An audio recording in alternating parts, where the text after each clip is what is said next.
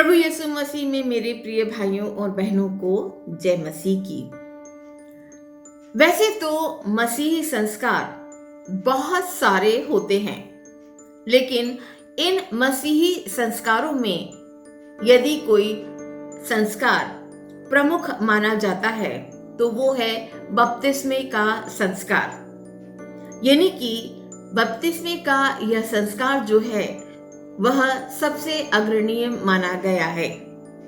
यूं तो बपतिस्मे के इस संस्कार को भिन्न भिन्न मंडलियां अपने तरीके से निभाती हैं, लेकिन इसका प्रमुख उद्देश्य एक ही होता है, पानी से धोना, यानी कि आत्मा का शुद्धिकरण करना। Baptism is an inward spiritual washing. लेकिन अगर हम पवित्र शास्त्र बाइबल को पढ़ें तो शब्द बपतिस्मा नए नियम में पाया जाता है। पुराने नियम में बपतिस्मा शब्द का कोई उल्लेख नहीं मिलता है, और जिस शब्द का उल्लेख पुराने नियम में मिलता है वह शब्द है वाचा, यानी कि कोवेनेंट। और कोवेनेंट से यानी कि वाचा से अभिप्राय है ईश्वर मनुष्य की भलाई के लिए स्वयं मनुष्य से वाचा बांधता है कि यदि वह उसकी आज्ञाओं पर चलेंगे तो वह उनकी रक्षा करेगा, और यदि उसकी आज्ञा पर नहीं चलेंगे तो विनाश के भागीदार बनेंगे।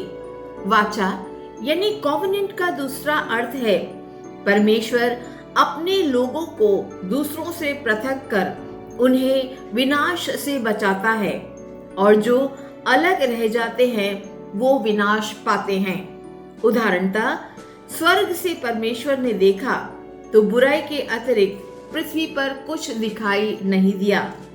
तब परमेश्वर ने नूह से कहा, सब प्राणियों के अंत करने का प्रश्न मेरे सामने आ गया है, क्योंकि उनके कारण पृथ्वी उपद्रव से भर गई है। उत्पत्ति 6:13 में इसका उल्लेख हमें मिलता है। तब परमेश्वर ने नूह को एक नाव बनाने के लिए कहा और कहा कि तू कोपर वृक्ष की लकड़ी का एक जहाज बना ले। सुन, मैं पृथ्वी पर जल प्रलय करके सब प्राणियों को नष्ट करने वाला हूँ, और तू अपने सब कुटुंबियों को लेकर कश्ती में शरण ले लेना। और परमेश्वर की आज्ञा के अनुसार नूह ने वही किया। यहाँ पर हम पाते हैं कि परमेश्वर ने नूह से वाचा बांधी और उसे पापियों से पृथक करा, और परमेश्वर ने नूह और उसके कुटुंबियों की रक्षा करी। इसी प्रकार हम पाते हैं कि परमेश्वर इब्राहिम से भी एक वाचा बांधते हैं और इब्राहिम को अपने परिवार, अपने कुटुंबियों से पृथक करते हैं और उसे उस देश में जाने के लिए कहते हैं जहाँ पर दूध और शहद की नदियाँ बहती हैं। यहाँ पर वे कहते हैं कि तू उस देश की ओर चला जा जिसे मैं प्रतिज्ञा का देश कहता हूँ। इसी प्रकार हम पाते हैं कि परमेश्वर ने लूत और मूसा दोनों से वाचा बांधी, और उसने मूसा को आज्ञा दी कि तू मेरे लोगों को मिस्र देश से निकालकर प्रतिज्ञा के देश में ले जा। पुराने नियम में बपतिस्मे का कोई उल्लेख नहीं पाते हैं, परंतु ईश्वर अपने आप से होकर मनुष्य की भलाई के लिए मनुष्य से प्रतिज्ञा बांधता है कि यदि मनुष्य उसकी आज्ञाओं को मानेगा तो विनाश से बच जाएगा, और यदि आज्ञा का उल्लंघन करेगा तो विनाश को पहुंचेगा।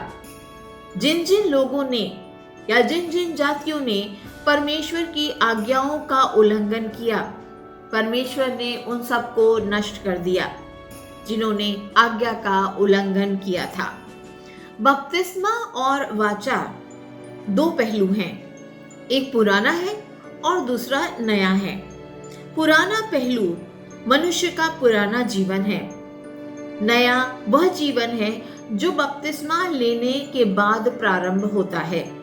बपतिस्मा ईश्वर की योजना है, मनुष्य मुक्ति का एक संस्कार है।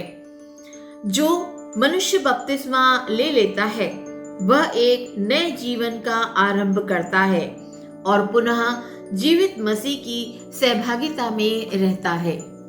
यहाँ पर इस बात का सीधा सा यह अभिप्राय है कि a person after taking baptism passes into new order where risen Christ reigns। संत पतरस इसी बारे में लिखते हैं कि जब एक व्यक्ति बपतिस्मा ले लेता है तो वह न्याय से बचकर परमेश्वर के राज्य में पहुंचता है या प्रवेश करता है। और यहाँ पर बपतिस्मे से पहले वाला जीवन नए जीवन में विलुप्त हो जाता है और वह परमेश्वर की महिमा को निहारता है। अतीत के सारे संबंध टूट जाते हैं और वह परमेश्वर की आज्ञा के अनुसार जीवन व्यतीत करता है। लेकिन संत पौलुस हमें यहाँ पर एक चेतावनी भी देते हैं। वे लिखते हैं कि आह, कितना अद्भुत बपतिस्मे का संस्कार है। इसकी अद्भुतता पर कोई भी इनकार नहीं कर सकता, यानी कि इसकी सत्यता पर कोई भी इनकार नहीं कर सकता। लेकिन हमें केवल इसी बात पर आश्रित नहीं हो जाना चाहिए।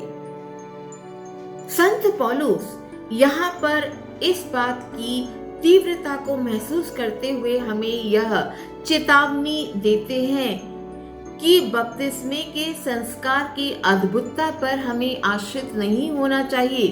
पुराना जीवन तो धुल गया है, परंतु आगे का जीवन ईश्वर की आज्ञाकारिता और मसीह विश्वास के अनुसार व्यतीत करना है। There must be no leaning on the sign as such. Backward you are washed off, but henceforth a life of obedient faith should be followed। लेकिन प्रायः यह देखा गया है कि गिरजाघरों में कुछ ऐसे भी लोग आते हैं जो इस बात को तो स्वीकार करते हैं कि उन्होंने प्रभु यीशु मसीह को अपना उद्धारकर्ता स्वीकार कर लिया है, परंतु बपतिस्मा लेने से हिचकिचाते हैं।